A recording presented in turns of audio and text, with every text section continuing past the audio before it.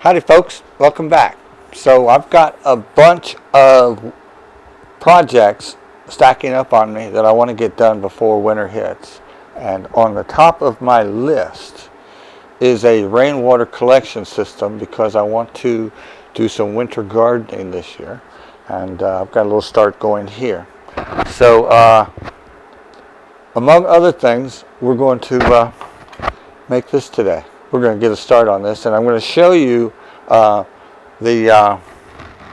had the idea, and then I began the trail of reinventing the wheel, so to speak. So, and I'm going to show you how I did that, and I'm going to show you some of the pictures and ideas that other folks have had, and we're going to go through that as well. Now, when I began this project, my first thought was to run to Lowe's. And that's where we're going to begin the trail. And we're going to end up by building the most simple, most efficient water collection system that meets a very specific technical brief. And we're going to go over that brief before we get started on the assembly of this. All right, so a lot to do. So let's get rolling. And I'm going to show you those pictures and stuff. Show you how I reinvented the wheel. All right, here we are with the spot where I thought I would install this collection system because what happened here over the summer is there used to be a gutter that ran along here, but it was improperly installed, and the water fell in the wrong direction, and it actually spilled out there. Instead of running down and meeting up with this system here, but I'm going to improve this.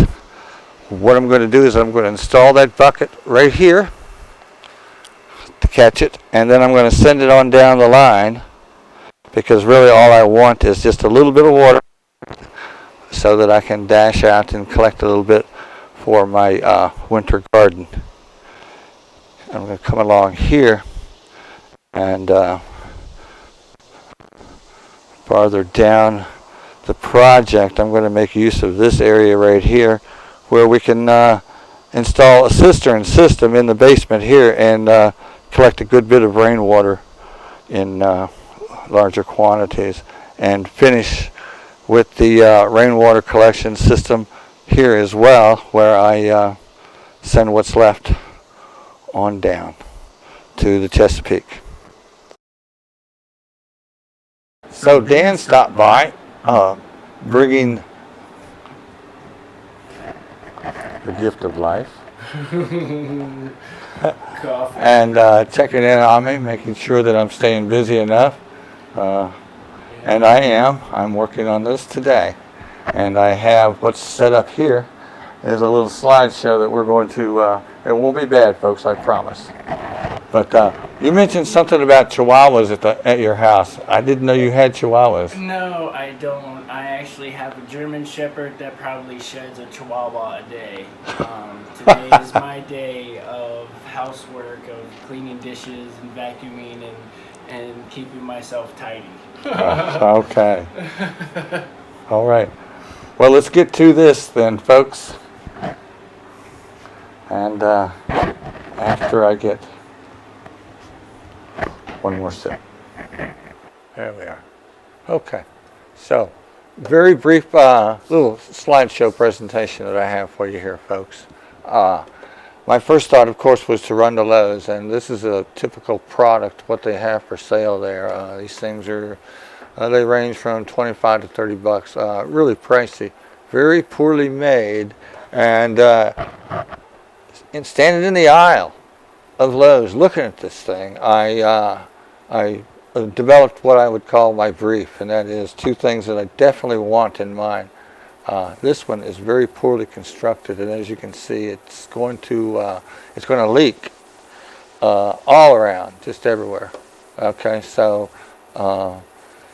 my main brief is to not waste any water and to catch every drop of rainwater that I can first before I send it on down the line.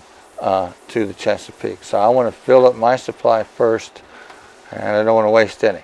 That's brief requirement number one. The second is, you see this little lever?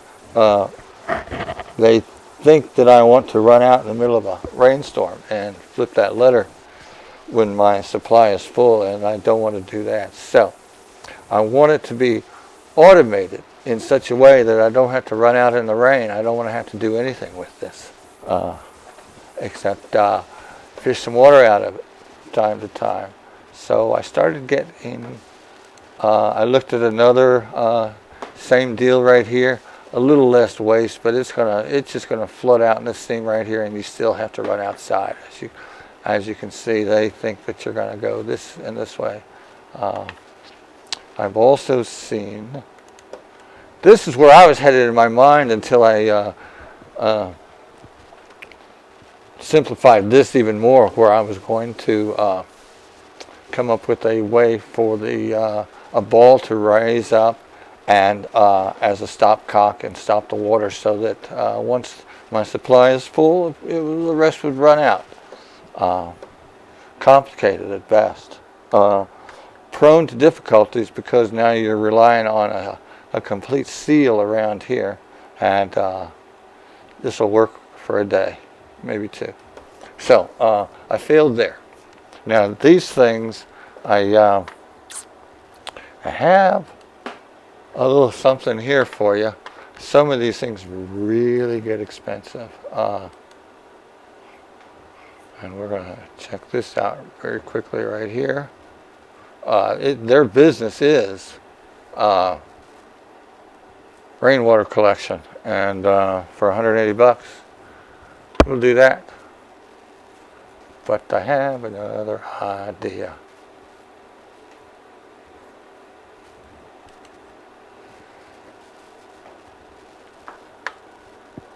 Plenty of YouTube videos on about this.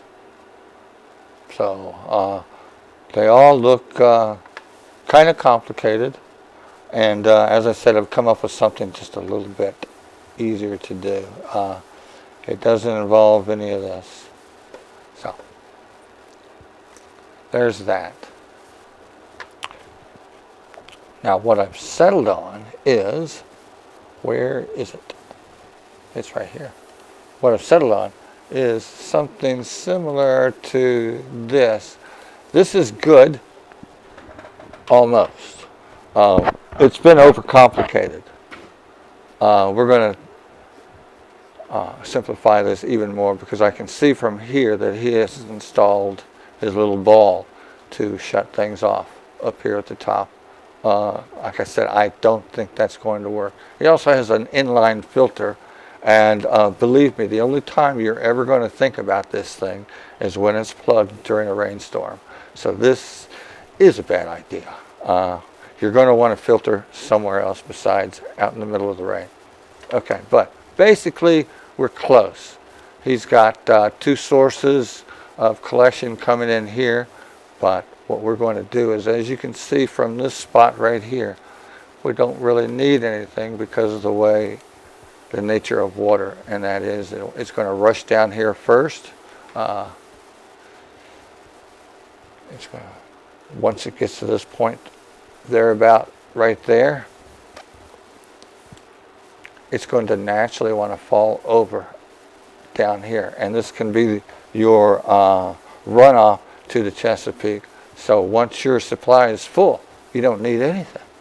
You just need to turn your 90 upside down so that you create a natural barrier. Now this, we can get complicated. We can talk about hydrostatic pressure and the head of water that's going to be on this to keep your supply full, and let's just say that it's going to be plenty, so you don't need the ball. That's what we're going to build today. But first, the most important segment in this video is going to be to thank my latest Patreon supporter, C. Cannon. Folks, without your support, none of this would be possible. And it is such an honor to be here to be able to share this with you. So yes, yes, I want you to like and I want you to subscribe and I want you to donate to my Patreon account if you could. That's great. But most importantly, what I want you to do is I want you to share the information. So let's get to making this. Okay, now this right here is a something that I found in my travels. I know what's been in this. This is a Nalgene container, and it's actually it's pretty much it's a one-use container. Believe it or not, something this big just. But they do reuse these to a point, and when something like this becomes damaged, then it's no longer usable. Now I know what was in this. This was floor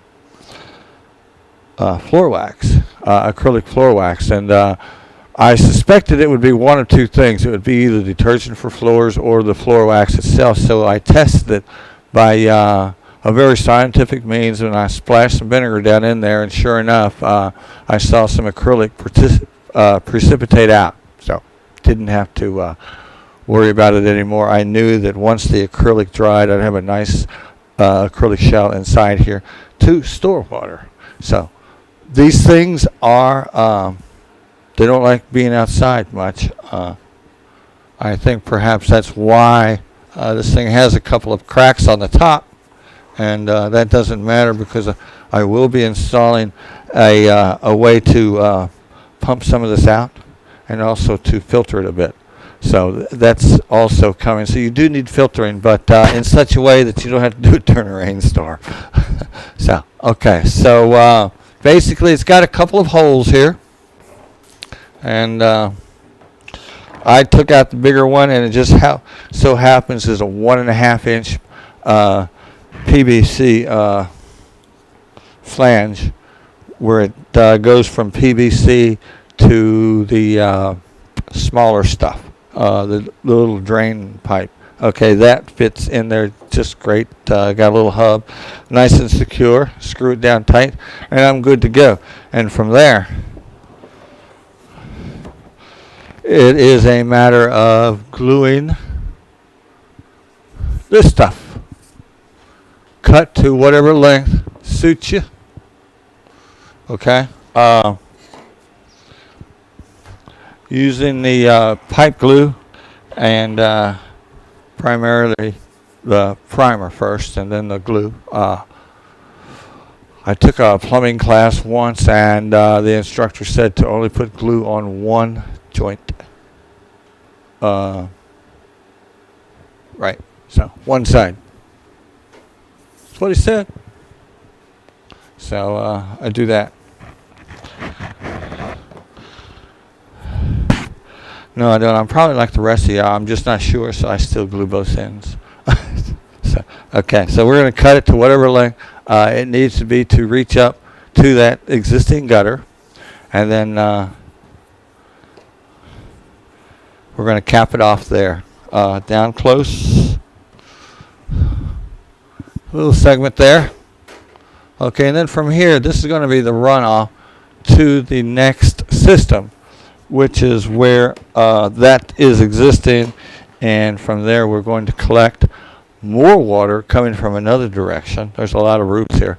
And we're going to be able to gather quite a bit of water in a very short period of time. And then once we're full, we're going to, of course, let it all run off to the Chesapeake. So we're going to put up some music I think you'll enjoy. I certainly do. And we're going to put this thing together. And we'll be back at the end and show you how it goes. All right.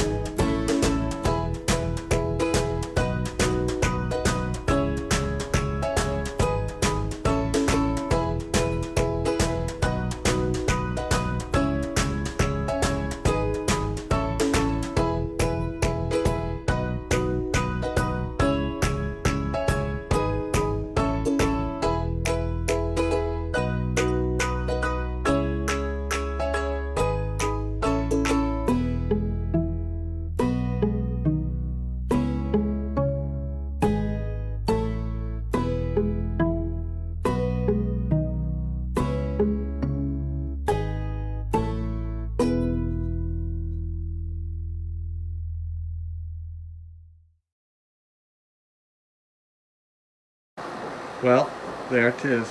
And no sooner than I get this done, I want to modify it because I noticed right up here the different levels of gutter.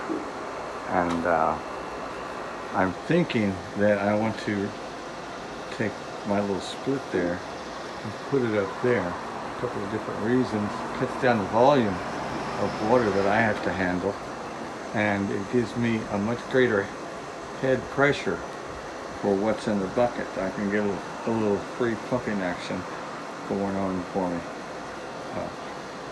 That'll hold a good bit of head right there. So that may very well happen. So this project's going to close out here, and we are going to make another part of the insulation and that sort of thing. I'm going to do quite a lot with this over the winter, so stay tuned.